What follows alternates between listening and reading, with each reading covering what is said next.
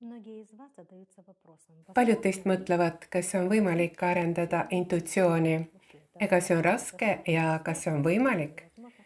See on Возможно. võimalik, mu sõbrad. Интуитивность Intuitiivne meel on является ühel või teisel moel способностью absoluutselt или в kõigil той или olemas. в другой степени Te olete ilmselt kohanud определенным inimesi, kes elavad способностям. siinsete varga seaduste Еще два järgi. поварским законам, Need on inimesed, люди, которые kellel on väga очень hea хорошо владеют intuitsioon. интуицией. Вы Te знаете, ütlete, бывает, kuidas nii, mis что moel? находятся Nad моменты, on когда ju вы täiesti выполняете vaimselt arenemata определенные inimesed, действия kuidas своей võis жизни. nende Вам intuitsioon необходимо будет с areneda. детства Nad arendasid seda juba практически lapseeast, учить püüdis что-то kuskilt одно. midagi То есть varastada, kedagi интуиция– petta.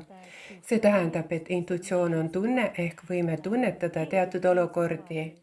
И Intuitsiooni on vaja интуиция alati arendada. отрабатывается, то See есть это tähendab, et способность, see on которую võime, нужно mis on olemas прокачивать, igal но inimesel, ее нужно kuid sellega on vaja каждодневно töötada, seda treenida ja тренировать. arendada.